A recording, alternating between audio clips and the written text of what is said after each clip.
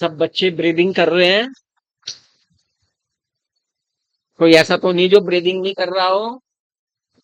कर रहे हैं सारे। ब्रीदिंग में कौन सी गैस इनहेल कर रहे हैं आप? Atmospheric O2। Atmospheric O2। और कौन सी गैस एक्सहेल कर रहे हो? CO2। हाँ, CO2। एक्सहेल और इनहेल का जो प्रोसेस चल रहा है आपको, ये किसकी हेल्प से हो रहा है? किसकी हेल्प से हो रहा है?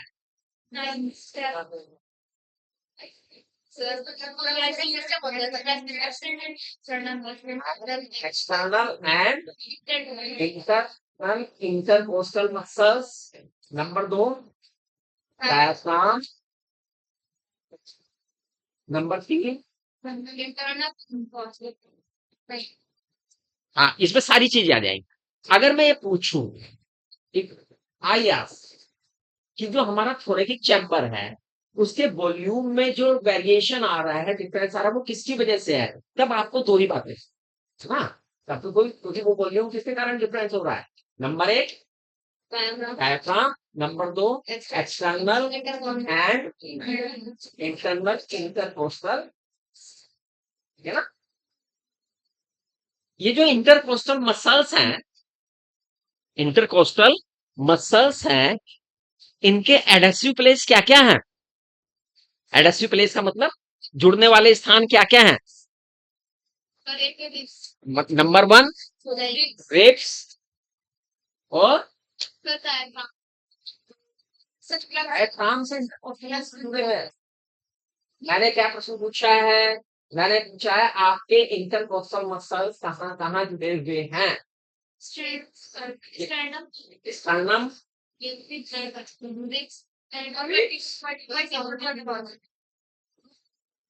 यहाँ पर इनका, है ना? डायाफ्राम जो है, जो वॉल्यूम में डिफरेंस लाता है, वो कौन से वॉल्यूम में डिफरेंस लाता है? थोरेटिक वॉल्यूम का है कौन सा? डोर्सो डोर्सो वेंट्रली वॉल्यूम में चेंज लाए। एंटीरियो पोस्टीरियर। आप बताओ, डोर्सो वेंट्रली या एंटीरियो पोस्टर? हाँ, एंटीरियो पर नीचे। डायफ्राम कहाँ है आपका? कहाँ है डायफ्राम आपका?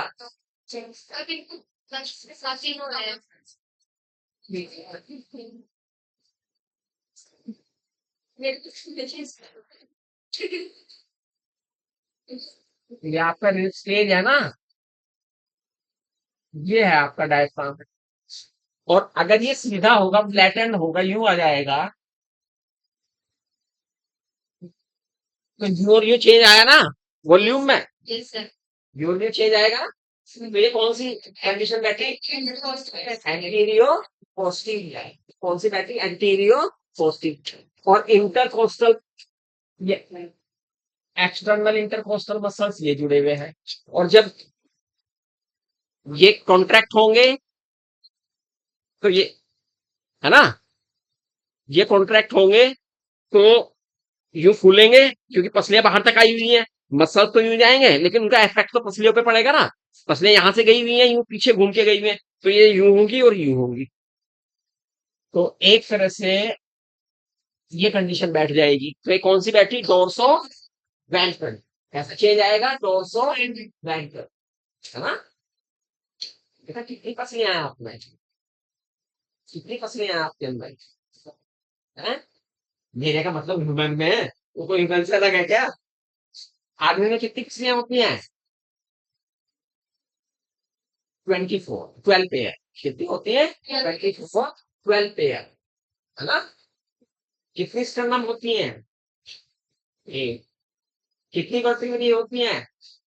मैंने बताई थी सब। हाँ? कितनी वर्टिब्रेटी होती है टोटल? 26। कितनी होती है? थोरैकिक वर्टिब्रेटी कितनी है? थोरैकिक वर्टिब्रेटी, थोरैकिक 12 पसलियां, तो 12 तो होनी चाहिए जुड़ने के लिए। पसलियां कितनी है? 12 जोड़ी। है ना? तो 12 तो होंगी कम से कम, या नहीं? थोड़े है ना? तुम कौन सी बताने लगी थी? 7 सर्विकल। हाँ, ठीक है ना? 12 होती हैं पसलियां। अभी एक्जोस्केलेटन, जब हम स्केलेटन पढ़ेंगे तब इनके बारे में और डिटेल हम जानेंगे, यहाँ पे तो थोड़ा सा ही हमें चाहिए। अब वॉल्यूम चेंज होते हैं। क्या चेंज होते हैं बच्चों? वॉल्यूम चेंज हो जाते हैं, है ना? अच्छा, अभी मैंने सबसे पहला सवाल पूछा था आपसे जब आप आए थे, कि मैंने कहा सारे बच्चे सांस ले रहे हैं, आपने बहुत जोर से कहा था जी ले रहे हैं। किसी बच्चे ने ये नहीं कहा था कि नहीं ले रहे, है ना? सबने कहा था ना? अच्छा, ये बताओ, ये जो पैसेज हमारा एयर का पैसेज है, एयर का जो पैसेज है, वो कहां से कहां तक है? इसकी ट्रेवल कहां से कहां तक है? ट्रेवलिंग, एयर, एयर की ट्रेवलिंग कहां से कहां तक है?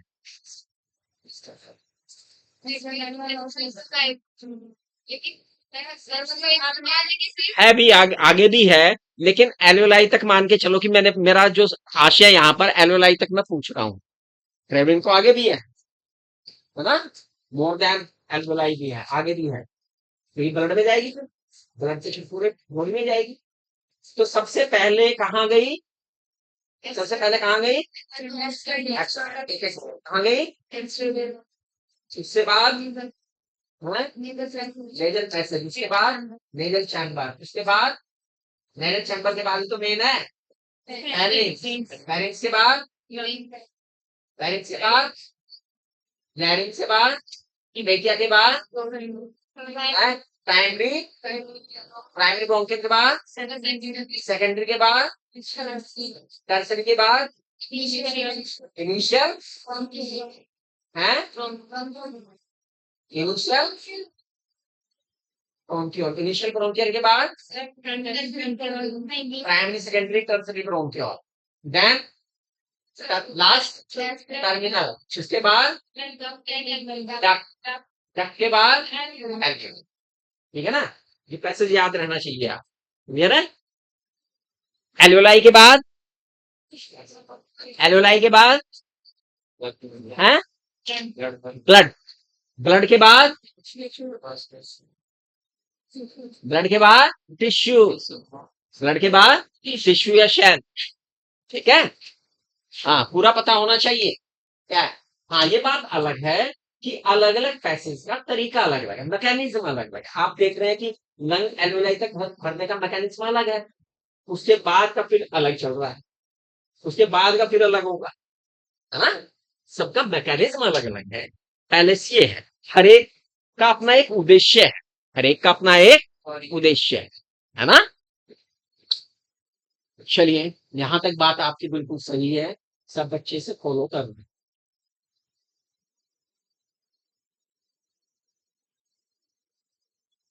ट्रैकिया है, ट्रैकिया क्या है? ट्रैकिया, ट्रैकिया की कुछ विशेष बात है क्या? पहले ये मुझे बताइए आप, पहले मुझे ये बताइए, ट्रेकिया कहां पर जाकर ब्रोंकस में डिवाइड होती है? किस प्लेस में जाके ब्रोंकस में डिवाइड होती है, प्राइमरी एंड सेकेंडरी ब्रोंकस में? कितने बच्चों को पता है ये बात? अब स्पेसिफिक क्वेश्चन पूछने लगा मैं। 1 2 3 बच्चों, हाँ जी बताओ। फिफ्थ, फिफ्थ, हाँ फिफ्थ तो सर्विकल भी है, सर्विकल छोड़ी आ जाएगी, यहाँ ही आ जाएगी ना, यहाँ जाके डिवाइड होगी। फिफ्थ थोरेकिक वर्टिब्रेट, ठीक है?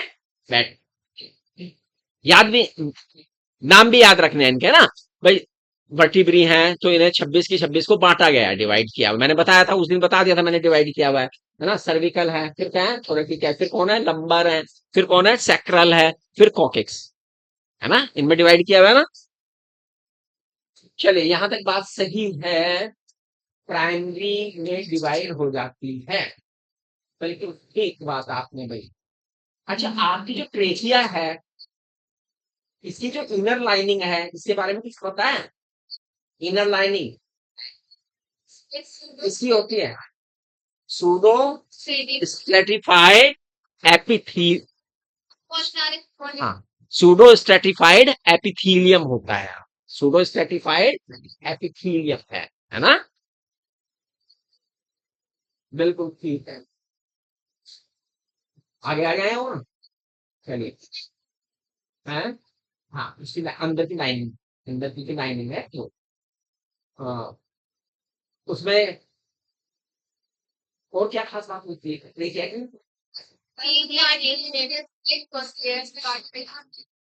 कार्टिलेज के इनकम्प्लीट रिंग्स होते हैं।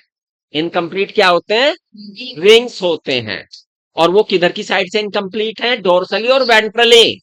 दे are dorsally incomplete, they are dorsally incomplete, dorsally incomplete ring. बिल्कुल ठीक है। रिंग्स क्या ब्रोंकियोल में भी होते हैं? इनिशियल ब्रोंक्यूल्स तक होते हैं ये रिंग। वहां तक होते हैं, वहां तक क्यों रखनी है नलियां, वरना वो पिचक जाएंगी, है ना? इनिशियल ब्रोंक्यूल तक रिंग्स होते हैं। इस बच्चे को पसीना आता है, ठीक है बेटा? कहीं पंखे के नीचे बैठना चाह रही तो आगे आके बैठ जाए। हाँ, लग रहा है तुझे पसीना कुछ ज्यादा आ रहा है? फीवर वगैरह तो नहीं है? पसीना आता है ज्यादा?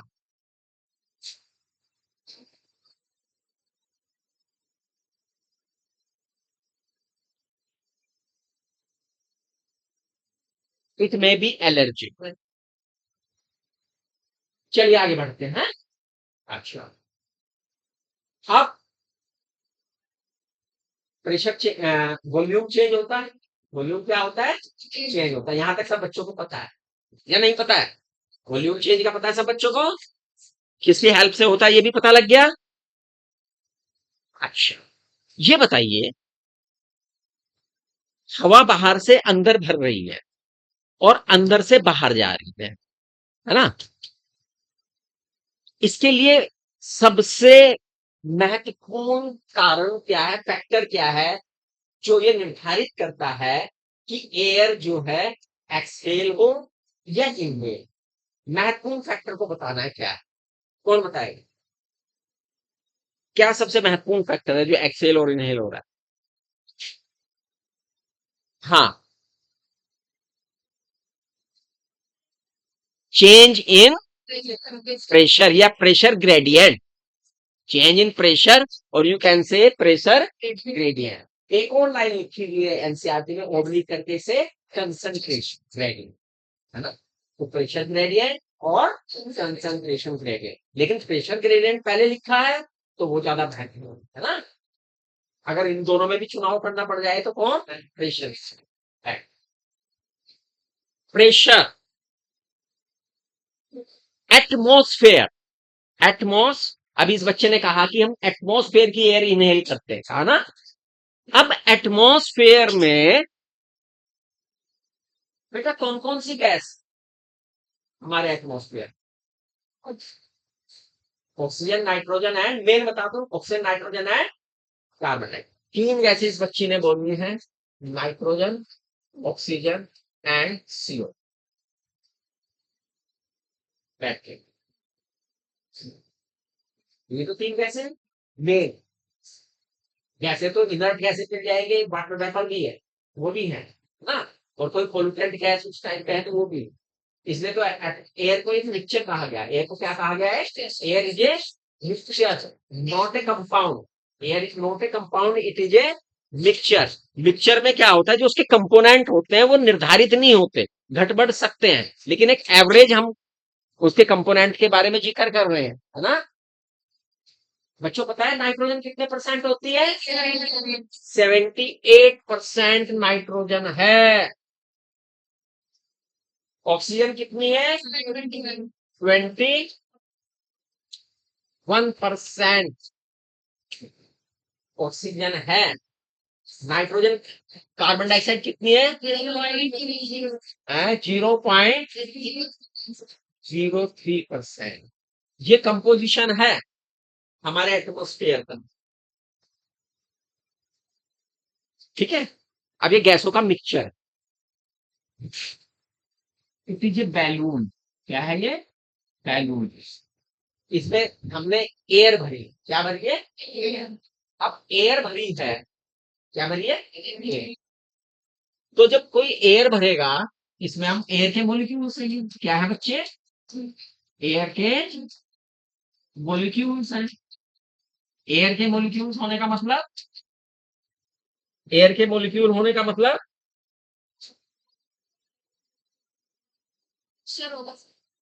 एयर के मॉलिक्यूल होने का मतलब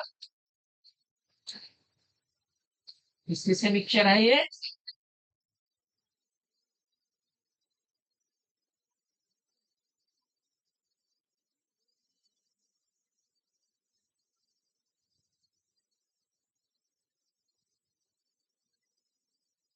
मिक्सचर है बनी। तीन गैसें हैं अलग अलग। सबसे ज्यादा नाइट्रोजन है, उसके बाद ऑक्सीजन है, और उसके बाद, अब जब किसी बर्तन में कोई गैस भरी जाती है, बर्तन में क्या भरी जाती है? कोई गैस। तो बर्तन की जो सतह है उसके ऊपर क्या करती है? प्रेशर। बम्बार्ड करेगी। बम्बार्ड करेगी तो प्रेशर फ्री। क्या करेगी? प्रेशर। ये सारे के सारे बाहर भागना चाहेंगे, सब बाहर भागना चाहेंगे। तो इस पे क्या डालेंगे? ये प्रेशर। और इसे ही हम क्या कहते हैं? टोटल प्रेशर या एटमॉस्फेयर, क्योंकि एटमॉस्फेयर से संबंधित है तो हम इसे क्या कहते हैं? Atmospheric pressure. सामान्यतः एटमॉस्फेरिक प्रेशर कितना होता है बच्चों? 760 mm Hg। 760 millimetre Hg। एक सेंटीमीटर में कितने मिलीमीटर होते हैं? 10 की पावर। हाँ, 10 की पावर। चल पावर में ही बता। सॉरी सर, 1 सेंटीमीटर में 10 मिलीमीटर। हाँ, तो 10 की पावर 1 हो गया ना। जब 10 की पावर में बोलना शुरू किया, 10 की पावर 1 बोलो। 10 की पावर 1 मिलीमीटर। और 1 मीटर में कितने सेंटीमीटर है? 10 की पावर। तो 1 मीटर में कितने मिलीमीटर हुए? 10 की पावर 6। 10 की पावर 6 यानी 1000। 1 मिलीमीटर कांच की नली लीजिए। Sorry, 1 metre. 1 मीटर लंबी कांच की नली लीजिए। कितने मीटर लंबी है वो? 1 मीटर। कितनी है बेटा? 1 मीटर लंबी कांच की नली है। उसमें सेंटीमीटर है, मिलीमीटर, 1000 मिलीमीटर है उसमें। अब इसमें पारा भर दीजिए। क्या भर दीजिए? पारा। और 760 मिलीमीटर तक भरा हुआ पारा जितना दबाव सरफेस के ऊपर डाल रहा है, दैट इज एटमॉस्फेरिक प्रेशर। इससे तो नापा गया वो।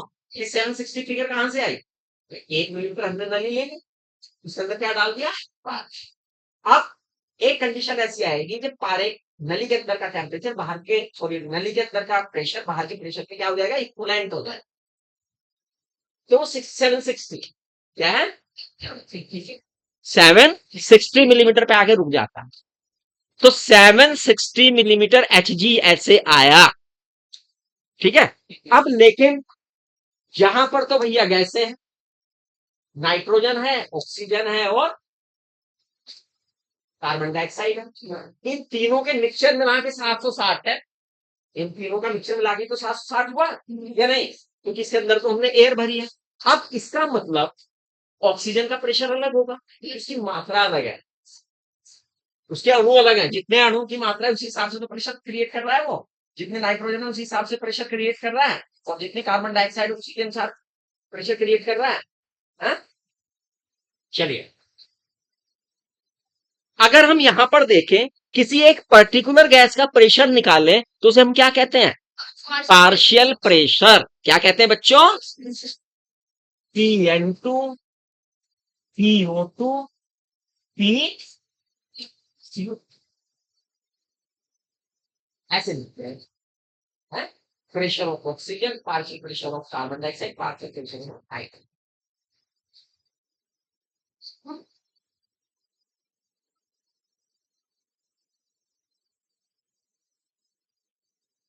याद है पार्शियल प्रेशर एटमोस्फेयर पे? ये तो मैंने लास्ट ईयर कराया था, लास्ट लेक्चर में मैंने यही तो बात कराई थी या नहीं कराई? आए थे? बैठो, कुछ नहीं आए थे। किसे किसे याद है पार्शियल प्रेशर? पार्शियल प्रेशर एक, दो, तीन को याद है, बाकी को याद नहीं है, होने चाहिए तो चार को याद है ना?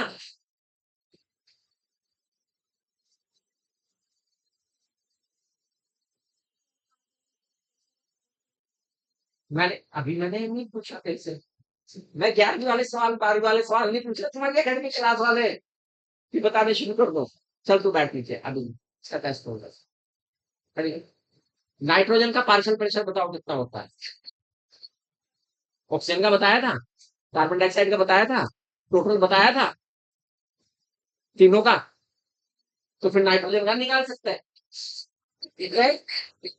फिर यही तो बात है ना? सर ने नाइट्रोजन का बताया नहीं था। अरे मैंने 760 टोटल बता दिया, 159 उसका बता दिया, 0.3 उसका बता दिया, 1.59 0.3 जोड़ के 760 में से घटा दो तो वो नाइट्रोजन का निकल के आने वाला है।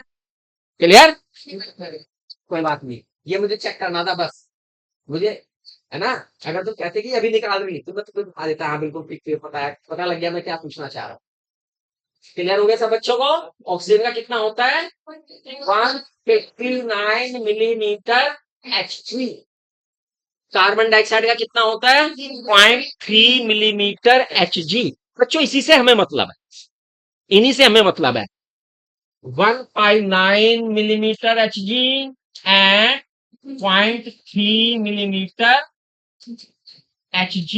ये प्रेशर, पार्शियल प्रेशर कहाँ है? ये पार्शियल प्रेशर कहाँ है? हैं?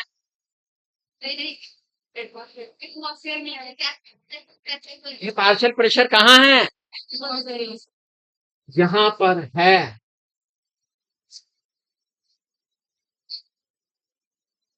यहाँ है सबका। अब हम एक्सचेंज ऑफ गैसेस पे आ रहे हैं। इस पे आ रहे हैं, एक्सचेंज ऑफ गैसेस पे आ रहे हैं। फिर उसके बाद आगे की बात करें। अब यहाँ 159 मिलीमीटर Hg है, नाक से आपने हवा खींची और यहां से भरते हुए ये पूरे जाल में को होते हुए पूरा जाल फैला हुआ है यहाँ पर, और अंततः कहाँ पहुंच गई? एल्वेलाई पहुंच गई ऑक्सीजन। फिलहाल हम ऑक्सीजन की बात कर रहे हैं। किसकी बात कर रहे हैं बेटा? ऑक्सीजन। ठीक है। अभी एक इसके बाद एक प्यारा सा चित्र बनाऊंगा, उसमें समझा दूंगा, कलर चित्र बना दूंगा छोटा सा, इस चीज को समझाने के लिए, तो और बेसिक आपकी समझ में आ जाएगा। यहां 159 मिलीमीटर Hg आया, यहां आया, और यहां पर आपने सांस ले लिया अंदर। क्या ले लिया? सांस ले लिया अंदर। बाहर से टोटल कितनी हवा भर गई?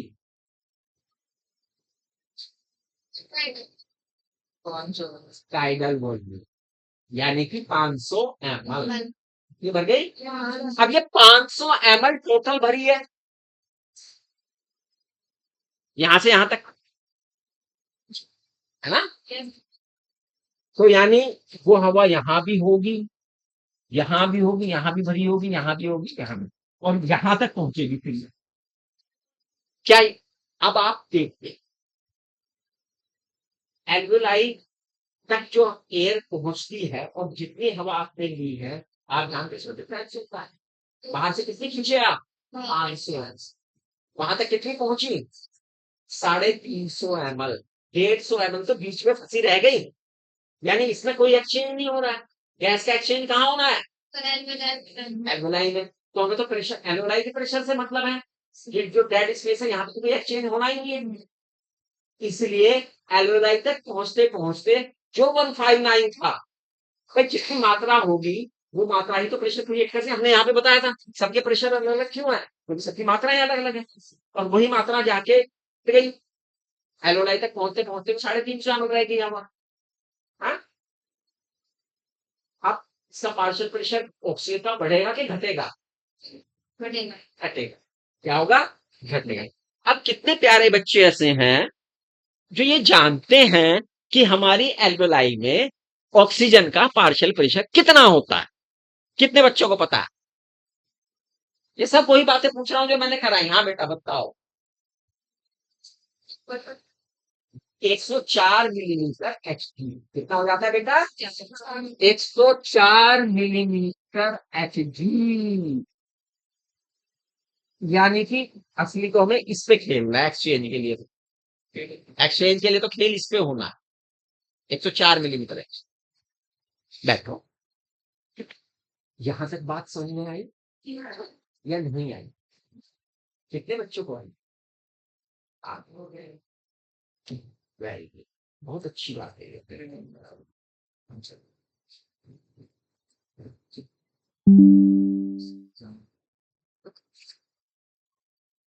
इम्तिहान लेगा भी नहीं।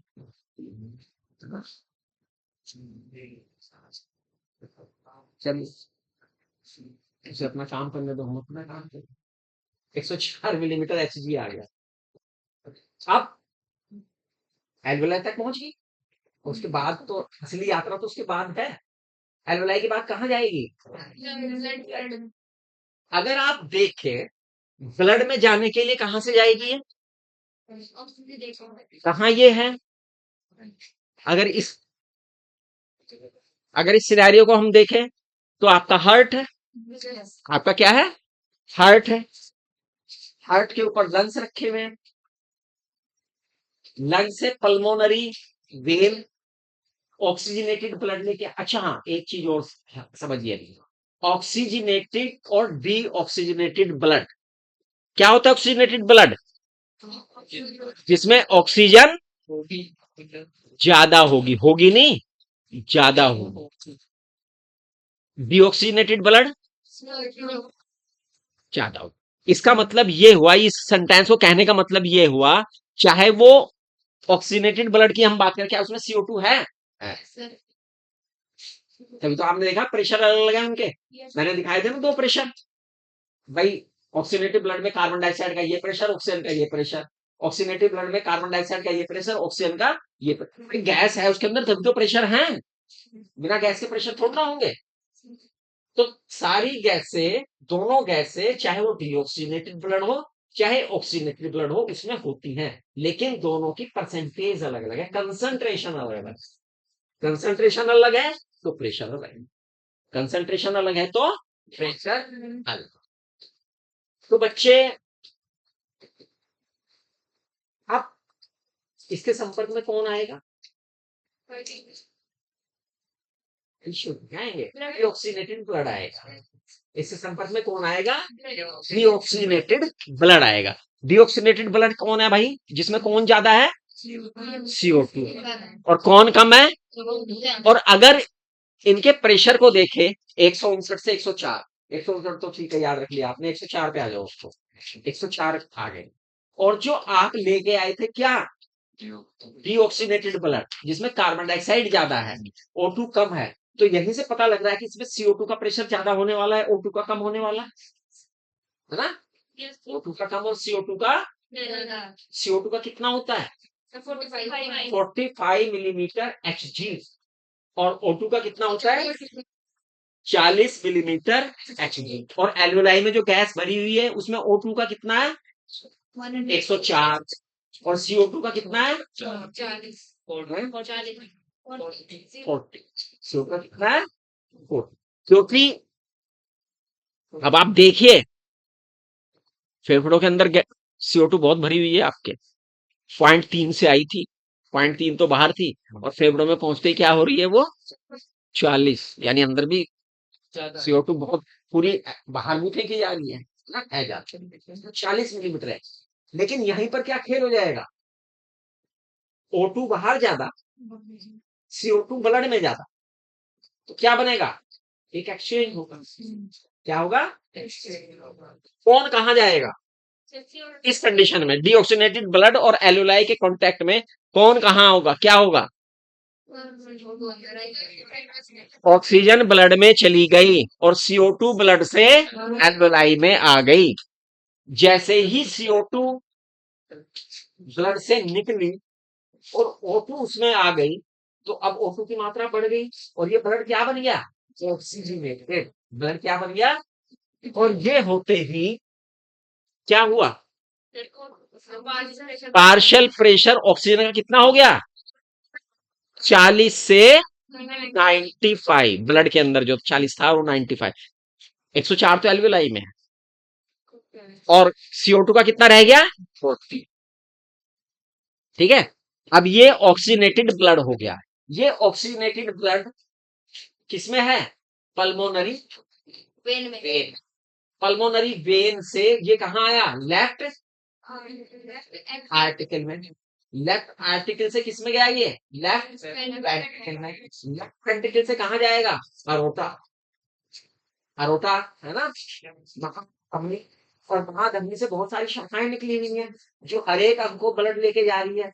इतने आई थिंक कहते हैं वो टिश्यू में जा रही है, किसी भी टिश्यू में, सबके लिए एक ही कहानी इस्तेमाल हुई। वो गई टिश्यू में। अब टिश्यू के अंदर खेल हो रहा है।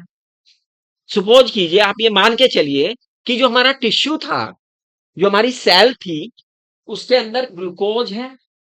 देखो साइट तो वही है। आपको जो ग्लूकोज कंजप्शन की साइट है वो कहाँ है? सेल है। सेल के अंदर कौन है? सेल के अंदर साइटोप्लाज्म है और साइटोप्लाज्म में माइटोकॉन्ड्रिया है। साइटोप्लाज्म में कौन है? माइटोकॉन्ड्रिया है। ठीक है बच्चों, सेल में अगर हम देखें, अब यहीं पर सेलुलर रेस्पिरेशन होता है। जैसे ही सेल में दोनों चीजें पहुंची, एब्जॉर्प्शन से ग्लूकोज पहुंच गया था और ये ब्लड के थ्रू कौन पहुंच गई? ऑक्सीजन। क्लियर? अब यहां पर with the help of enzyme, oxygen enzyme की सहायता से आपका सेलुलर रेस्पिरेशन शुरू हो जाता है। बोटनी में आप पढ़ेंगे, बोटनी जूलॉजी का जैसा ही है कि वहां पर इसकी दो फेस है, एक glycolysis and second is Krebs cycle. ठीक है, ग्लाइकोलाइसिस एंड क्रेब साइकिल।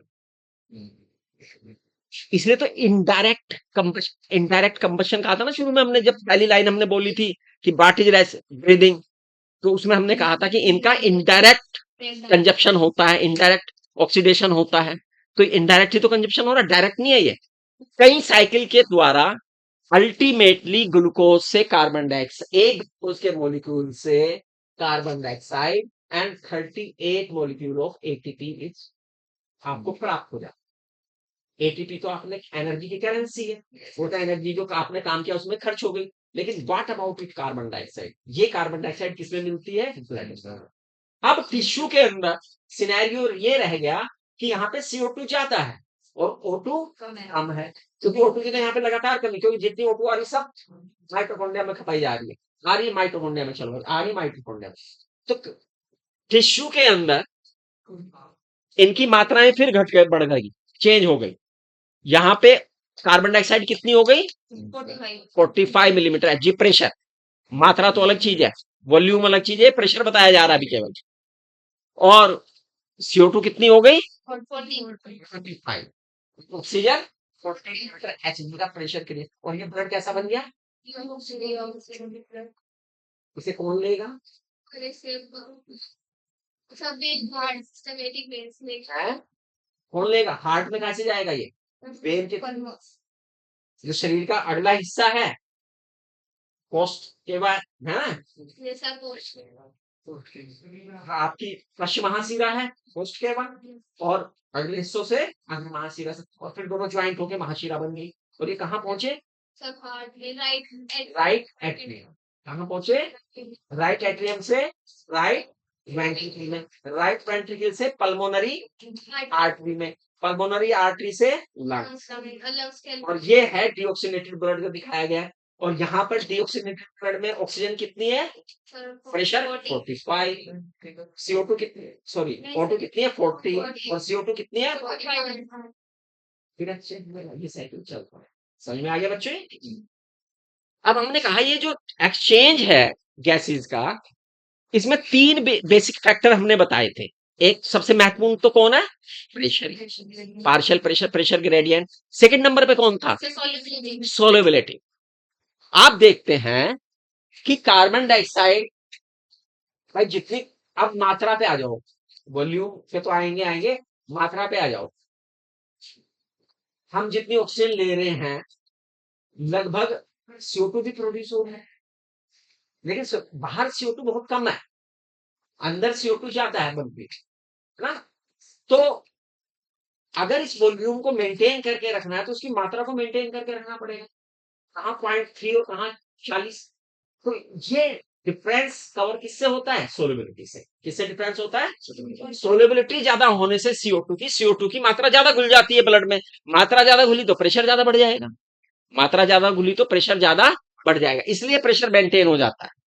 इसलिए प्रेशर क्या हो जाता है? तो सोलेबिलिटी किसकी ज्यादा है? कितनी ज्यादा है? 20 to 25% मोर, है ना? 20 से 25% ज्यादा, ठीक है? तो इतनी ज्यादा घुलती है और प्रेशर क्रिएट कर जाए। यहां तक बात समझ में आ गई? तीसरा जो फैक्टर है, थिकनेस ऑफ डिफ्यूजन मेम्ब्रेन, यानी वो मेम्ब्रेन जहां से ये सारा का सारा एक्सचेंज हो रहा है। अगर वो रास्ता जितना सुलभ होगा तभी तो डिफ्यूजन सुलभ होगा।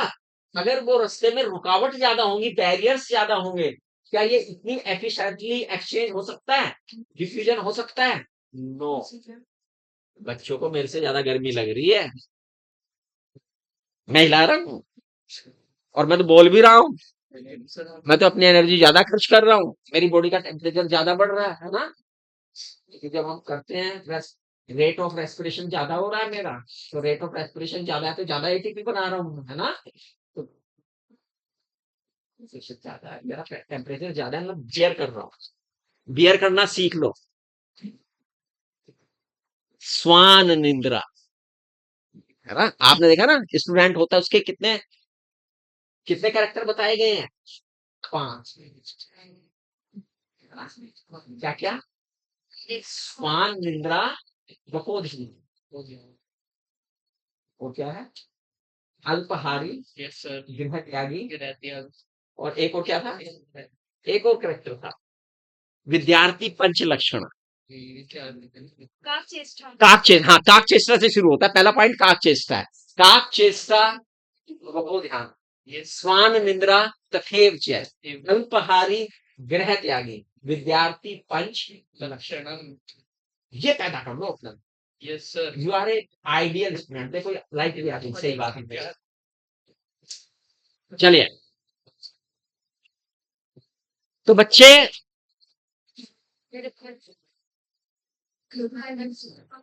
उस डिफ्यूजन मेम्ब्रेन को हमें समझना है कि, हैं?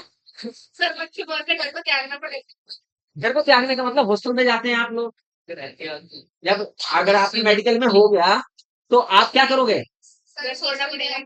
छोड़ना पड़ेगा ना। हमारी बेटी MD कर रही है लेकिन अब उसे घर की याद आती है।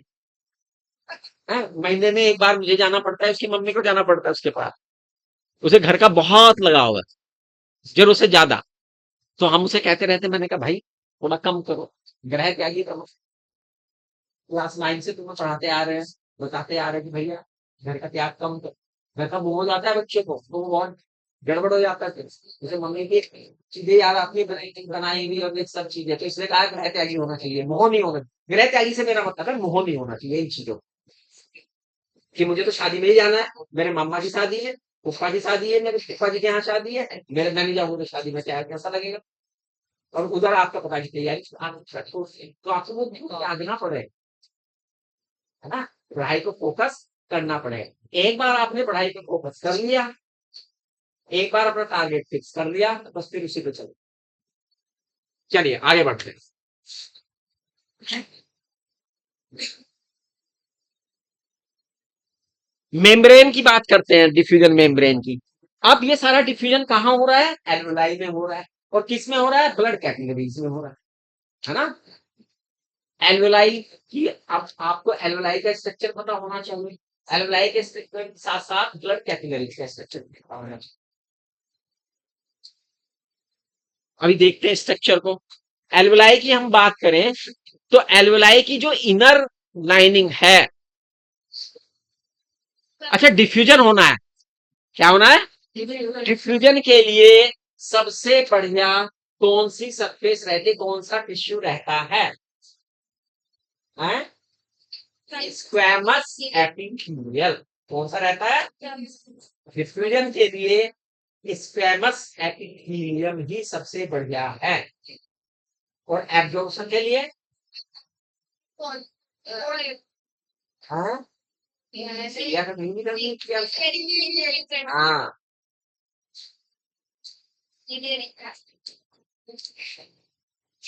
तो भैया जो इनर लाइनिंग होती है हमारी किसकी, एल्वेलाई की, वो किसकी बनी होती है? स्क्वेमस एपिथेलियल की। मैं बता दूं, आपकी जो एक्सचेंज मेम्ब्रेन है वो 3 लेयर, कितनी लेयर है? 3 लेयर मेम्ब्रेन है। कितनी है बच्चे? 3 लेयर मेम्ब्रेन। कौन कौन सी? नंबर 1 एल्वेलाई की स्क्वेमस एपिथेलियल लेयर। नंबर 2 आपकी जो ब्लड वेसल्स है, क्या है? ब्लड वेसल्स, इसकी भी लेयरिंग है।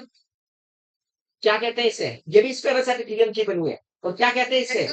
एंडोथीलियम। और इन दोनों के बीच में जहां पे है बेसमेंट मेम्ब्रेन, क्या है? बेसमेंट मेम्ब्रेन है। तो ये तीनों लेयर आपस में होती हैं, और इन तीनों लेयर की मोटाई अगर हम पूरी टोटल करें तो लेस देन 1 मिलीमीटर होती है। कितनी होती है? Less than 1 millimetre. यानी इतना सब कुछ होने के बावजूद भी, 3 लेयर होने के बावजूद भी, ये जो मोटाई रह जाती है वो 1 मिलीमीटर से भी क्या होती है? कम होती है। क्लियर? इन्हीं के बीच में एक्सचेंज होना, इनके बीच में डिफ्यूजन होना, इन्हीं के बीच में क्या होना है? डिफ्यूजन। तो rate of diffusion depend on 3 factor. Number 1 pressure gradient, number 2 solubility, and number 3 thickness of diffusion membrane. तो तीनों बातें हमने बताई, तीनों बातें कवर हुई है आपको? कवर हो गई तीनों बातें। और सबसे महत्वपूर्ण फैक्टर इन तीनों में कौन सा है? Pressure gradient, that is main. हाँ, जब आप किसी व्यसन में पड़ जाते हैं, किस में पड़ जाते हैं? व्यसन। व्यसन तो जानते हैं ना, व्यसन किसे कहते हैं?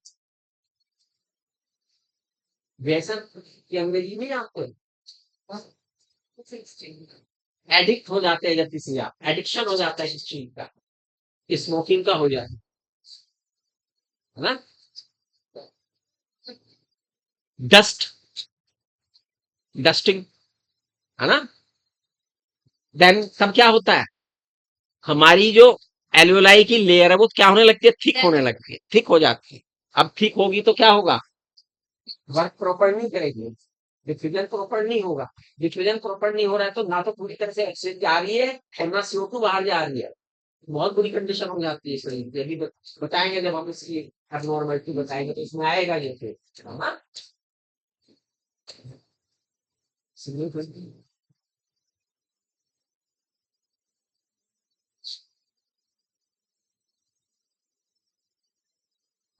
की पढ़ाई,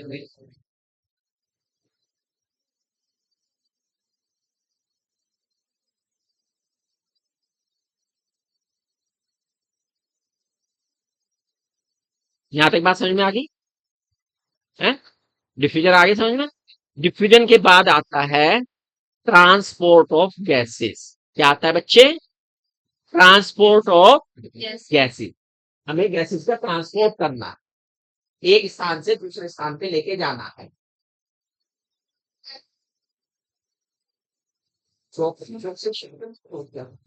आगे से कुछ क्या सिग्नल विग्नल नीचे से कम करते हैं साइड से होगा, हाँ साइड से, कहाँ से? सर ये चला दे, ये चला दूं सबसे सबसे ऊपर का होम। सर इधर माइक को, तो यार पहले बताते तो मैं सोच रहा सिग्नल ही नहीं आ रही, उसमें इंटरनेट ही नहीं ऑन कर रखा है क्या? वाईफाई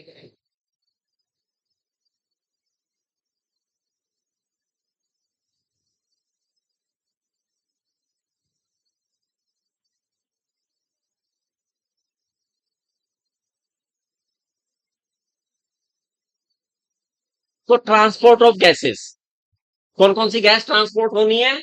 ऑक्सीजन और CO2। ऑक्सीजन एंड किसके थ्रू होनी है? ट्रांसपोर्टेशन टिश्यू कौन है हमारा? ब्लड। ट्रांसपोर्टेशन टिश्यू कौन है बच्चों? ब्लड। और ब्लड की जब हम बात करें, हमारे ब्लड में दो पार्ट, ब्लड में कितने पार्ट है बच्चों? दो। एक ब्लड प्लाज्मा और दूसरा क्या है? दूसरा क्या है? दूसरा क्या है? कौन एलिमेंट? इसमें आती है हमारी ब्लड सेल्स, क्या आती है? Blood cells. और यहाँ पर जो ब्लड सेल्स हमारे लिए नाम की है वो कौन सी है? आरबीसी। कौन सी है बच्चों? यहाँ पर ट्रांसपोर्ट के हिसाब से हम आरबीसी को देख रहे हैं, blood plasma and RBC. Transport of oxygen देखें अगर, पहले तो मैं एक दोनों का ब्रीफ बता देता हूं जिससे तुम्हें याद रहे, और फिर हम एक एक करके लेके चले। ठीक है, अगर हम ऑक्सीजन की बात करें, किसकी बात करें बेटे? ऑक्सीजन की बात करें तो ऑक्सीजन प्लाज्मा में भी घुली होती है और ऑक्सीजन हीमोग्लोबिन में भी है। तो 3% डिजोल्व जाती है प्लाज्मा में, 3% डिजोल्व किसमें जाती है? और 97% किसमें जाती है? हीमोग्लोबिन। अब एक महत्वपूर्ण सवाल पूछूंगा मैं, ब्लड के अंदर ऑक्सीजन है? यस सर है। और जब ब्लड के अंदर ऑक्सीजन है तो तभी तो प्रेशर क्रिएट करेंगे, जो आपने पढ़े डीऑक्सीनेटेड ब्लड का, ऑक्सीनेटेड ब्लड का है। अब मुझे ये बात बताइए आप, जो ये ब्लड प्रेशर है, जो ऑक्सीजन का पार्शियल प्रेशर ब्लड के भीतर है, वो प्लाज्मा के कारण है, हीमोग्लोबिन के कारण है, या दोनों के कारण? देखिए, मैंने बताया ऑक्सीजन का ट्रांसपोर्ट ब्लड के थ्रू होता है, ब्लड में ऑक्सीजन मिली है, उसमें से 3% किसमें घुल गई? प्लाज्मा। और 97% हीमोग्लोबिन के साथ आरबीसी के भीतर है ना। अब मेरा प्रश्न ये है कि भैया ऑक्सीजन का आपने पार्शियल प्रेशर तो पढ़ा है, पर प्रेशर तो ऑक्सीजन का तभी होगा जब ऑक्सीजन घुली है। बात मैंने पहले बताई नहीं, अभी ऑक्सीजन की बता दी मैंने। दो रूप है, एक प्लाज्मा में और एक आरबीसी में। अब ये जो आपने पार्शियल प्रेशर पढ़े हैं, ऑक्सीनेटर का 95 होता है, डीऑक्सीनेटर में 40 मिलीमीटर एचजी होता है। ये जो पार्शियल प्रेशर ब्लड के अंदर है ऑक्सीजन का, ये कौन सी ऑक्सीजन के कारण है? It is plasma, it is haemoglobin, या बोथ, या दोनों में से कोई नहीं। 4 विकल्प आपके पास, बताइए।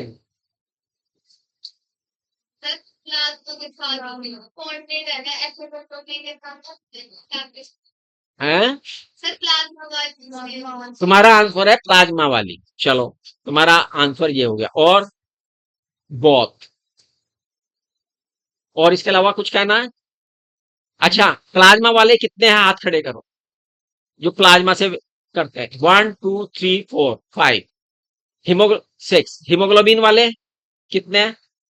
सॉरी, बोथ वाले 1 2 3 4। और ये बोथ वाले हैं। हीमोग्लोबिन वाला भी है कोई? खाली है हीमोग्लोबिन के कारण। और नन ऑफ दीज वाला भी है कोई? जो प्लाज्मा वाले हैं वो खड़े हो, पहले खड़े हो जाओ, जितने प्लाज्मा वाले खड़े हो जाओ, खड़े हो जाओ। इन बच्चों के लिए क्लैप करो। बिल्कुल सही है इन बच्चों की बात। देखिए, हमने शुरू में बताया था पार्शियल प्रेशर वही तो होगा जब मॉलिक्यूल्स फ्री होंगे। जो मॉलिक्यूल बाइंड हो गया वो प्रेशर कैसे क्रिएट कर देगा? और ये केमिकली डिजोल्व नहीं होते। डिजोल्व का मतलब घुले हुए हैं, कोई केमिकल रिएक्शन नहीं वो कर रहे हैं, हाँ, वो बीच बीच में उपस्थित हैं। जैसे पानी में घुली हुई ऑक्सीजन होती है, ऐसे ही प्लाज्मा में घुली हुई ऑक्सीजन है। इसे कभी भी निकाला जा सकता है, कभी भी आसानी से दिया जा सकता है। तो इसके मॉलिक्यूल्स ही प्रेशर क्रिएट कर रहे हैं। ये तो भाई बाइंड होके आरबीसी के अंदर बैठ गई जाके। और ये 3% कितनी इंपॉर्टेंट हो गई पार्शियल प्रेशर को क्रिएट करने के लिए। लेकिन ऑक्सीजन की सप्लाई करने के लिए महत्वपूर्ण। अब प्रश्न बदल गया, ऑक्सीजन की सप्लाई करने में कौन महत्वपूर्ण है? तो यानी प्लाज्मा का महत्व है प्रेशर ग्रेडियंट क्रिएट करने के लिए और ट्रांसपोर्ट करने के लिए, ये महत्वपूर्ण होने जा रही है दोनों का महत्व, ठीक है नहीं? बैठे आंसर समझ में आया बच्चों? ये बात समझ में आ रही है नहीं? तो 97% ट्रांसपोर्टेशन किसके द्वारा हो रहा है? हीमोग्लोबिन के कारण। 3% ट्रांसपोर्टेशन किसके कारण हो रहा है? प्लाज्मा के कारण। प्लाज्मा के कारण ही, घुली कारण ही प्रेशर ग्रेडियंट क्रिएट होता है। हीमोग्लोबिन में कंबाइन होने के कारण ही ऑक्सीजन सप्लाई महत्वपूर्ण होती है। तो अब ये देखना है कि वो क्वेश्चन में किसे पूछ रहा है, उसे ही जवाब देना, ठीक है? अब कार्बन डाइऑक्साइड को देख ले, CO2 को भी देख ले, या किस रूप में? O2 का तो पता लग गया, फिर दोनों को अलग अलग पढ़ेंगे। अब CO2 को देख ले, अगर हम CO2 सबसे खतरनाक गैस है बाहर निकलने के लिए, भाई तेजी से जाना चाहिए ना, तो इसके मीन ऑफ ट्रांसपोर्ट भी बहुत ज्यादा है। तीन बेसिक मीन ऑफ ट्रांसपोर्ट। पहला तो आपने पढ़ा था प्लाज्मा, वहां पर, तो यहाँ पे प्लाज्मा ले लेते हैं। दूसरा क्या पढ़ा है? हीमोग्लोबिन। तीसरा क्या पढ़ा है आपने? तीसरा इसके लिए नया है, बाइकार्बोनेट। बाइकार्बोनेट।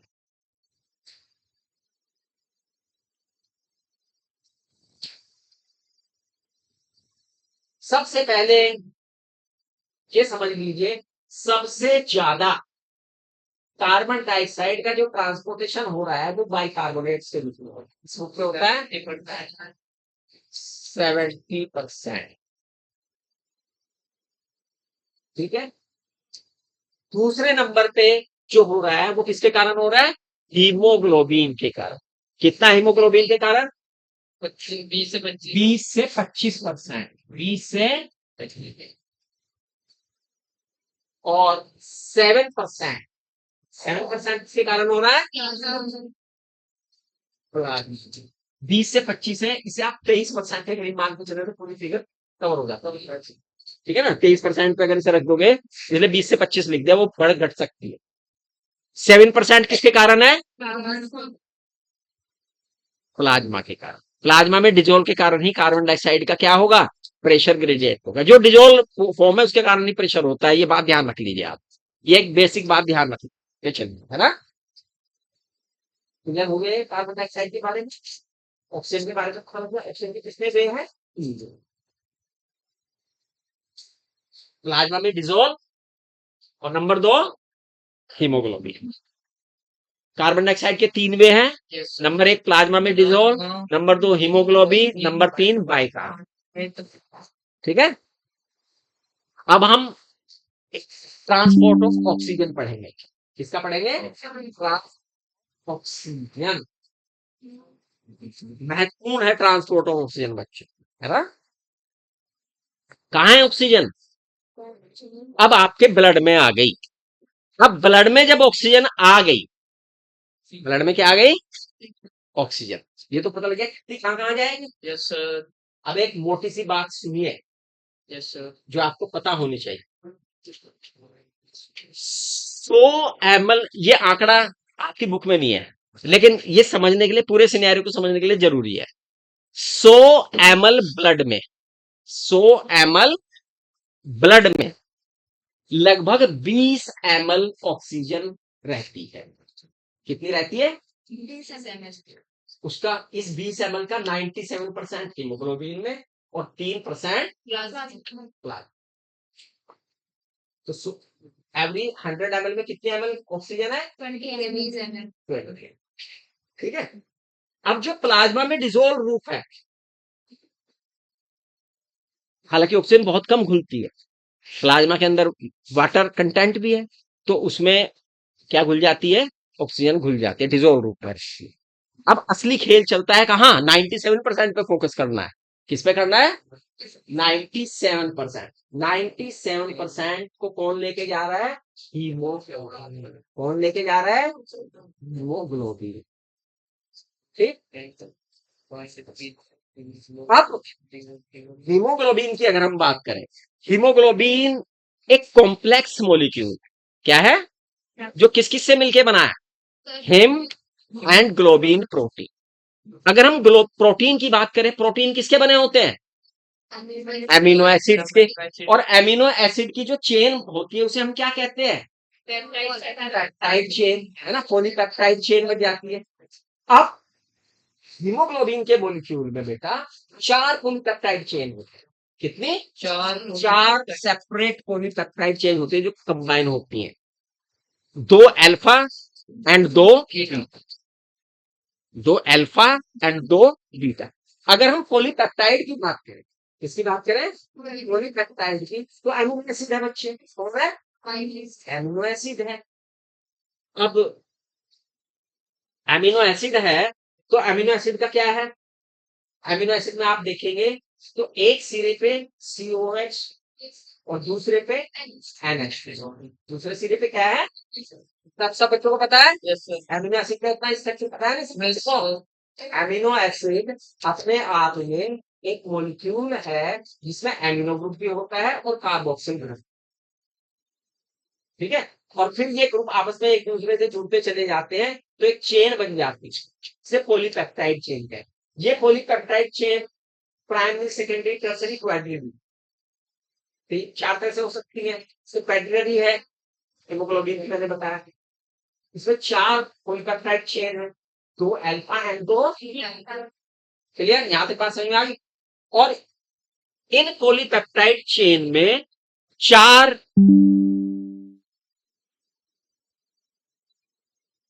आयरन क्या है?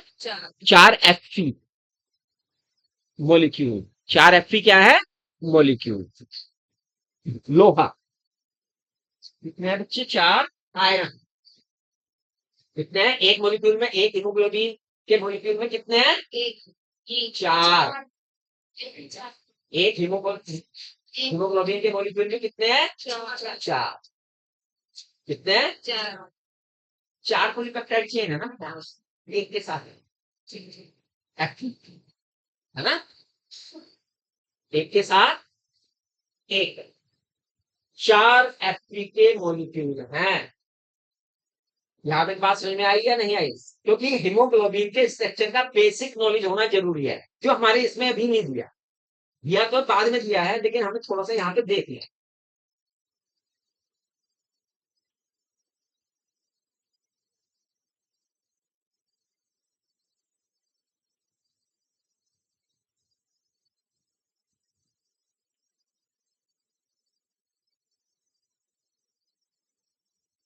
अब हमारी जो ऑक्सीजन है जो हीमोग्लोबिन में जाने वाली है आरबीसी के भीतर, वो इन्हीं Fe से जुड़ेगी। इन्हीं से क्या करेगी? जुड़ेगी, है ना, इन्हीं से जुड़ेगी। लेकिन ये जुड़ना जो है क्या है बच्चे? ये जो जुड़ना है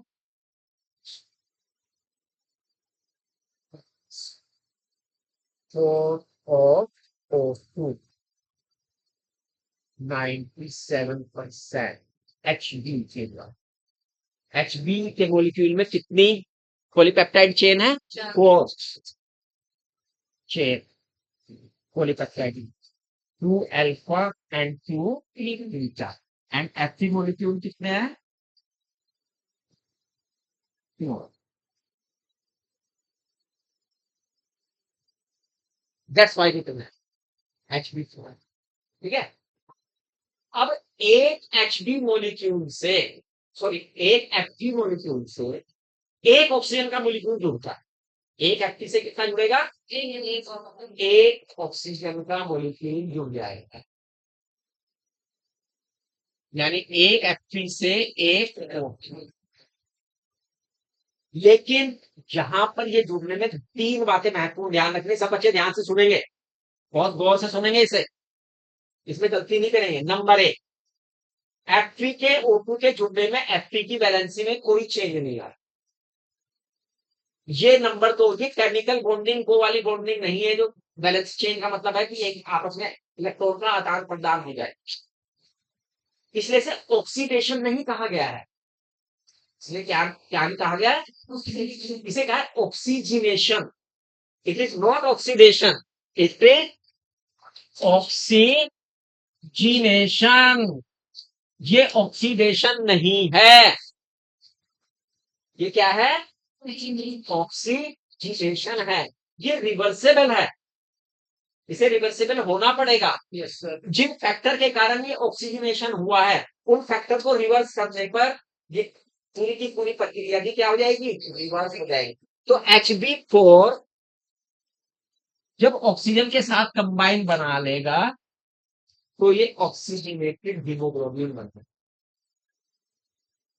एक एफपी के साथ कितने मॉलिक्यूल बताए मैंने? 4। एक एफपी के साथ 4, एक एफपी के साथ एक ऑक्सीजन मॉलिक्यूल। देखो इस बिंदु को ध्यान में रखो, सवाल यहीं पे गड़बड़ करेगा तो क्या किसमें कितना पूछ रहा है वो ध्यान में रखना है। कभी तो बच्चा 4 किसके, एक के साथ कितना है? एक मॉलिक्यूल है क्या एटम है? मॉलिक्यूल। एक ऑक्सीजन के मॉलिक्यूल में कितने एटम होते हैं? 2। O2, O2 का मतलब क्या है? O and O। Total atom कितने हो गए ऑक्सीजन के? 8। इसलिए मैंने लिख दिया एटम, एटम रूप में यहां लिखा है मैंने OA ना। O2 ये है, एक एफपी के साथ एक O2, तो 4 वाला 4 के साथ 4 लिख दो। इसे कंबाइन करके लिखना क्या बन गया? ये बन जाएगा, ठीक है, ये बन जाएगा। सोना नहीं है, हाँ ध्यान से सुनिए ये बातें महत्वपूर्ण है। बातें समझ में आई है? जो है समझ में आई है बेटा? है नंबर 1 क्या बात बताई मैंने? एक देखो हीमोग्लोबिन के एक मॉलिक्यूल 4 पॉलीपेप्टाइड चेन से बना हुआ है, 2 alpha and 2 beta. Number 1। Number 2 एफी मॉलिक्यूल, एफी मॉलिक्यूल के साथ ही ऑक्सीजन जुड़ती है, एफी मॉलिक्यूल के साथ ही ऑक्सीजन जुड़ते हैं। नंबर 3 ये ऑक्सीडेशन क्रिया नहीं होती, ये ऑक्सीजनेशन क्रिया कहलाती है। नंबर 4 ये रिवर्सिबल कॉम्बिनेशन है। क्या है? रिवर्सिबल कॉम्बिनेशन है। जब ऑक्सीजन के साथ हीमोग्लोबिन मिल जाती है तो आप उसे क्या नाम बोलते हैं? ऑक्सीहीमोग्लोबिन, ऑक्सीडाइज हीमोग्लोबिन भी कहते हैं, ऑक्सीजिनेटेड हीमोग्लोबिन है, तो ऑक्सी हीमोग्लोबिन से कहते हैं। क्लियर?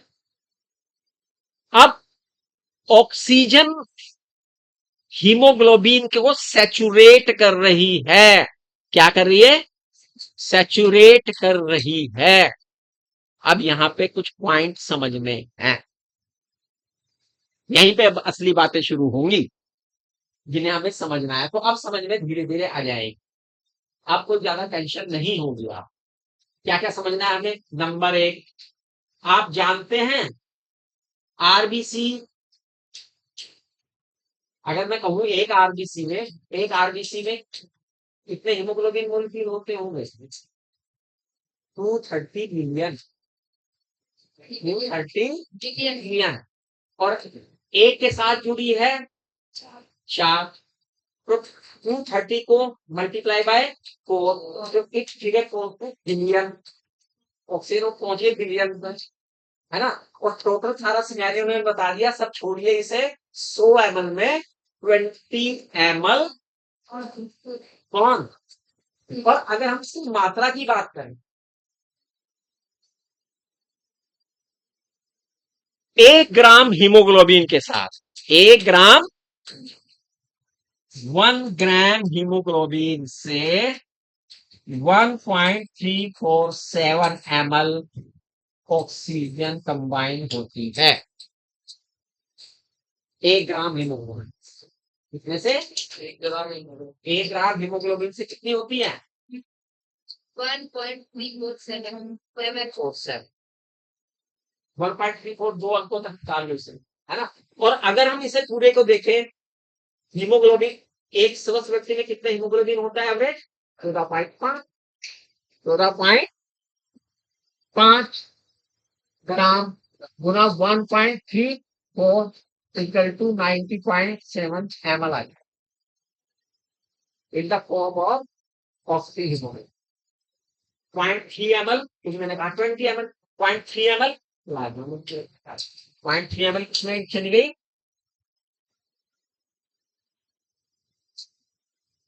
ये फिगर याद या नहीं कुछ? हाँ, दोबारा छोटा सा गणित है। देखो, ध्यान रखो, 1 ग्राम हीमोग्लोबिन के साथ जो ऑक्सीजन जुड़ेगी वो कितनी जुड़ेगी? 8.347। अगर अगली डिजिट लेके जाओगे 1 आएगी सर, लेकिन 2 डिजिट पर ध्यान रखो। अब एक सौ व्यक्ति में कितना हीमोग्लोबिन मान के चल रहे हैं? 14.5। तो 1 ग्राम में यार तो 1.34, तो 14 ग्राम में कितने आएगी? 14.5 में कितनी आएगी? 14.5 मल्टीप्लाई बाय 1.34, तो ये लगभग कितना आएगा? 19.7 है। मैंने क्या बताया? 100 ml में कितनी? 20 ml। तो 0.3 ml कहाँ गई? जो प्लाज्मा, क्योंकि मैंने ब्लड की बताई है, मैंने हीमोग्लोबिन की नहीं बताया, मैंने ब्लड की बताई। मैंने बताया 100 ml ब्लड में कितनी ऑक्सीजन होती है? अब देखो, इसे अगर ये 100 ml ब्लड है भैया, 100 ml ब्लड में कितनी है? 20 ml। इसमें से ब्लड में तो हीमोग्लोबिन भी है एंड प्लाज्मा भी है, तो इसमें कितनी गई? 90 पॉइंट, और इसमें कितनी आई? और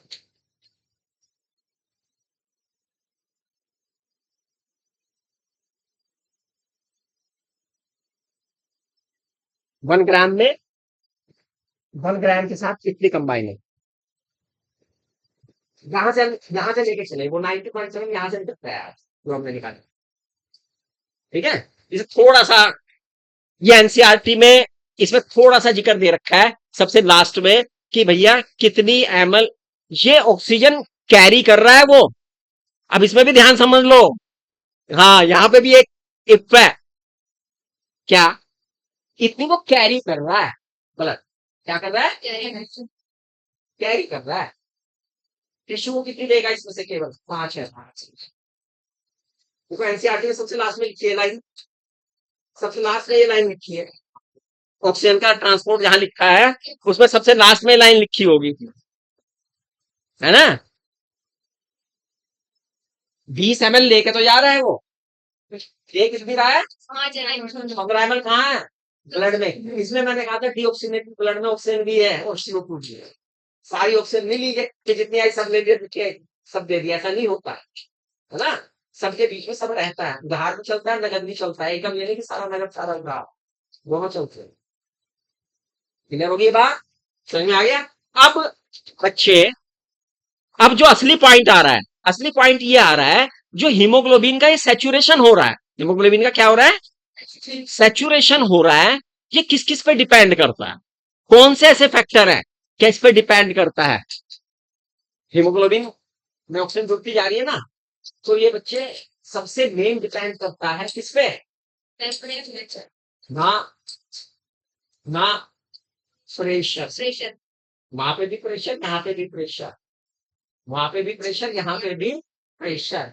और अगर हम percentage saturation of haemoglobin with oxygen और PO2 यानी पार्शियल प्रेशर ऑफ ऑक्सीजन के बीच में ग्राफ खींचे, तो वो ग्राफ कहलाता है ऑक्सीजन डिसोसिएशन ग्राफ। क्या कहलाता है? Oxygen dissociation graph. आपने ग्राफ किस किस के बीच में खींचा? जो हमारा हीमोग्लोबिन है उसका क्या हो रहा है? सेचुरेशन कितने परसेंट हो रहा है? तो percentage saturation of HB, percentage saturation of HB। और किसके अगेंस्ट खींचे? PO। यानी अगर ग्राफ करते हैं तो कितने एक्सिस लेने पड़ते हैं हमें? 2, और 2 अगर हमने राशियां ली है तो एक राशि को हमें एक्स एक्सिस पे रखना पड़ेगा, एक को वाई एक्सिस पे रखना पड़ेगा। क्लियर? ग्राफ ऐसे खींचते हो कि नहीं? फिर वैल्यू रखते हो कि भाई इस पे इसका मान कितना, तो दोनों के निशान लगाते हो, इस पे इतना, उधर से इतना, निशान लगा देते हो और फिर उन्हें मिला देते हो, तो ग्राफ बनता है। वो 2 राशि जगह ग्राफ आता है। ग्राफ खींचे सब बच्चों ने 10th क्लास में? ईमानदारी से कितने बच्चों ने खींचे ग्राफ? हाँ, ग्राफ खींचने सब बच्चों को आते हैं ना, कोई मुश्किल नहीं होते ग्राफ। केवल दो क्वांटिटी के बीच में खींचने होते हैं, एक को एक्स एक्सिस पे रखते हैं और एक को वाई एक्सिस पे रखते हैं।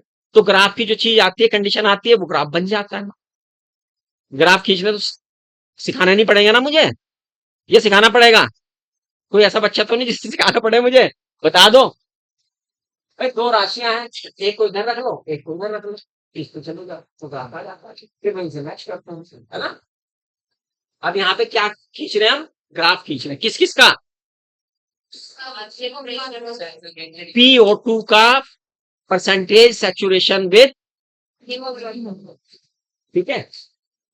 तो भैया एक ग्राफ खींच लेते हैं हम।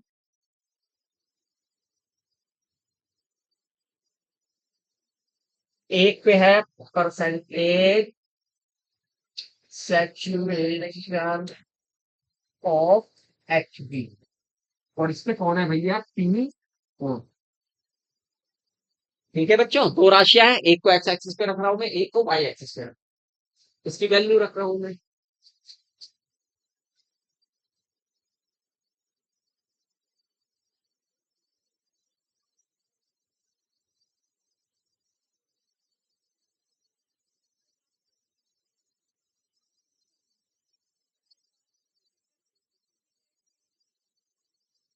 अरे ये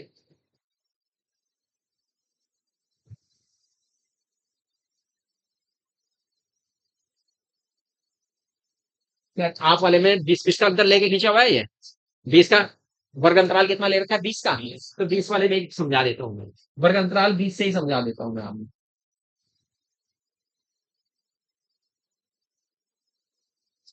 20 40 60 80 100, PO2 है ये, ML में प्रेशर है, और ये क्या है, परसेंटेज सैचुरेशन। भैया 20% सैचुरेशन, 40% सैचुरेशन, 60% सैचुरेशन, 100% सैचुरेशन।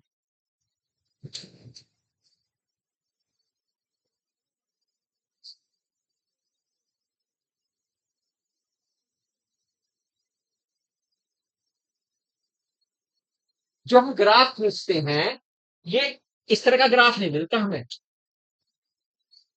एक सीधी रेखा नहीं मिलती, एक कर्व ग्राफ मिलता है।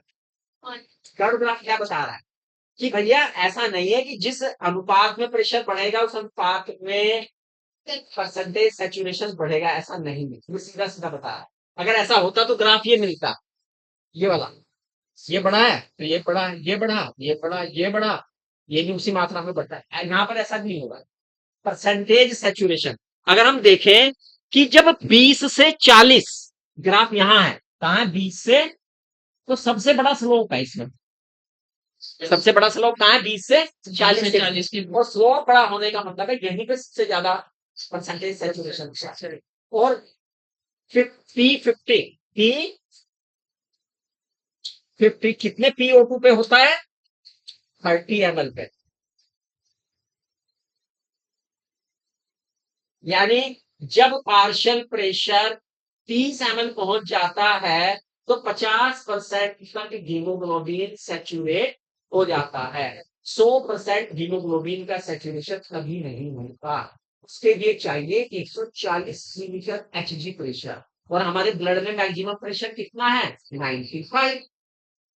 कितना है, 95। 95, 140 तो हो ही नहीं सकता नॉर्मल कंडीशंस में, ठीक है नहीं। तो लेकिन P30 पे P50 की वैल्यू की क्वेश्चन पूछा गया था, P50 पे कितना, P30।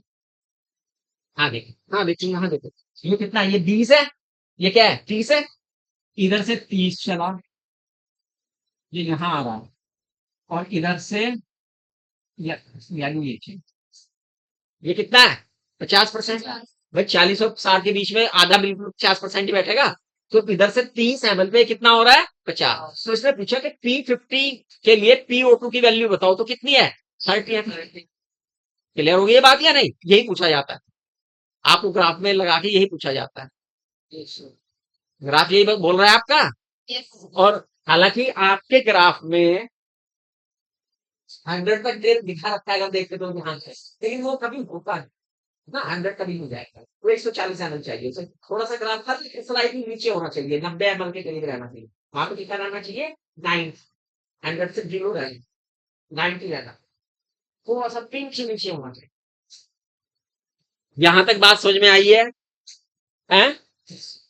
अब मैंने बताया कि आपको PO2 का महत्व, जैसे जैसे PO2 बढ़ेगा हीमोग्लोबिन का सैचुरेशन बढ़ता है, लेकिन सेम अनुपात में नहीं बढ़ता, बढ़ता तो है लेकिन सेम अनुपात में नहीं बढ़ता, 20 से 40 के बीच में सबसे ज्यादा बढ़ता है, और अगर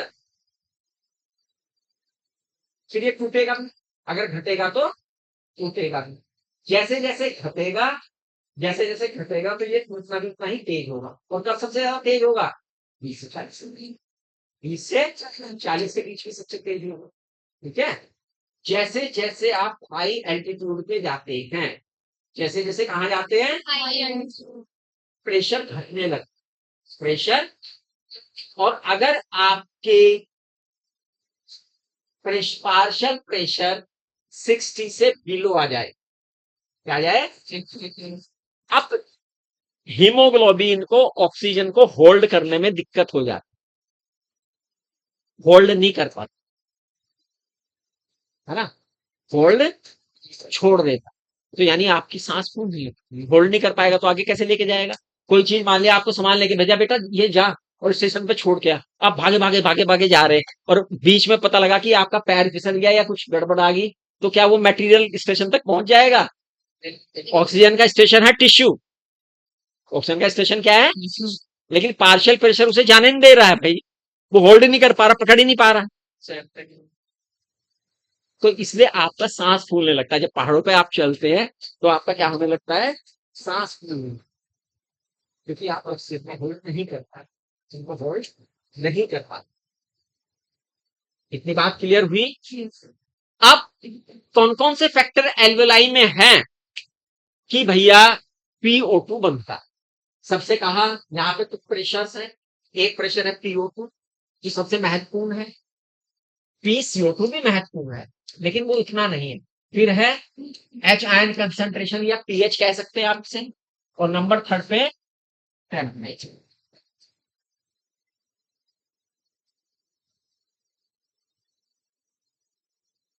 अगर हम एल्वेलाई में देखें तो सबसे ज्यादा कौन होता है, PO, कौन होता है, और बाकी क्या होते हैं, कम, बाकी क्या होते हैं कम। ये फेवरेबल कंडीशन है क्या बनने के लिए, ऑक्सीहीमोग्लोबिन बनने के लिए। जब हम टिश्यू में जाते हैं तो इसका उल्टा होता है, टिश्यू में जाते हैं जो सबसे ज्यादा है वो सबसे क्या हो जाता है कम, और जो कम है वो क्या हो जाते हैं ज्यादा, यानी कहने का मतलब है PO2 एल्वेलाई में, ये एल्वेलाई है आपकी और ये ब्लड है, तो PO2 यहाँ पे ज्यादा है, यहाँ पे कम है, PCO2 कम है, यहाँ ज्यादा है, H आयन कंसंट्रेशन कम है, यहाँ ज्यादा, टेम्परेचर यहाँ कम है, यहाँ ज्यादा है। क्लियर, इससे हीमोग्लोबिन किसको छोड़ देता है, ऑक्सीजन, CO2, PCO2 ज्यादा है टिश्यू, PCO2 टिश्यू में क्या है ज्यादा है, PCO2 क्या है ज्यादा है, जहां पर O2 जितनी कम होगी, सॉरी CO2 जितनी कम होगी PO2 उतना ही कैरी करेगा बढ़, उतनी ही ज्यादा PO2 को लेकर जाएगा, उतनी ही ज्यादा PO2 को लेकर जाएगा और उतनी ही ज्यादा को रिलीज करेगा, दैट इज बोहर इफेक्ट, इसे ही बोहर इफेक्ट कहा है। हालांकि एनसीईआरटी में नहीं है इसलिए मैं जिक्र नहीं कर रहा हूं, दैट इज बोहर इफेक्ट, है ना, एनसीईआरटी में नहीं किया गया है, मैं एक दूसरे एक्सप्लेन आपको नहीं कर रहा हूँ फिलहाल। क्लियर, यहाँ तक बात समझ में आ गई। ऑक्सीजन का ट्रांसपोर्टेशन सब बच्चों को समझ में आया, किसके द्वारा हो रहा है पहले बताओ, हैं किसके द्वारा हो रहा है, ब्लड में किसके द्वारा हो रहा है, हीमोग्लोबिन के द्वारा, ब्लड में किसके द्वारा आ रहा है, हीमोग्लोबिन के द्वारा। हीमोग्लोबिन में कौन पकड़ के लेके जा रहा है, हिम वाला पोर्शन, हिम वाला पोर्शन, और हिम वाले पोर्शन का मतलब आयरन, इतनी बातें याद रहेंगी। ये जो ग्राफ आया है, ये किस शेप, इसे कहते हैं सिग्मोइड। ये कैसा ग्राफ है? सिग्मोइड। सिग्मोइड ग्राफ कहलाता है। एस के आकार का बन गया है, इसे सिग्मोइड ग्राफ कहते हैं। ये ग्राफ क्या बोला जाता है? सिग्मोइड ग्राफ बोला जाता है ना। अगर हाँ, इसमें ये लेफ्ट और राइट मूव कर सकता है, लेफ्ट और राइट मूव कर सकता है। ये पीएच है 7.4 पीएच पे, ब्लड का पीएच इतना ही होता है हमारा, 7.4 पीएच पे ये आया है ना। अगर इसकी पीएच एसिडिटी इसकी बढ़ा देंगे तो ये क्या हो जाएगा? राइट साइड मूव कर जाएगा। और पीएच को बढ़ा देंगे 7.2, ये 7.6 मान लिया, तो ये लेफ्ट साइड में बढ़ जाएगा। ठीक है ना। इसका नीचे आने का मतलब, नीचे आने का मतलब कम ऑक्सीजन को होल्ड करके जा रहा है ये, ऑक्सीजन को होल्ड नहीं कर पा रहा है ये, और ये ऑक्सीजन को मजबूती से पकड़े हुए। उधर जाने का मतलब ऑक्सीजन को मजबूती से पकड़े हुए, होल्ड किए हुए। समझ में आया सब बच्चों को इसका मतलब? लेफ्ट और राइट मूव करने का, कब लेफ्ट मूव करेगा स्पोर्ट ग्राफ और कब राइट मूव करेगा। छोटी छोटी बात है, अगर ग्राफ आपको पता है तो बहुत समझ आ जाएगी, इसमें कोई ज्यादा टेंशन वाली बात नहीं है। वही फैक्टर है, pressure, partial pressure and P and M. Tissue का टेम्परेचर क्या है? टिश्यू का टेम्परेचर क्या है? ठीक है, इज दैट क्लियर?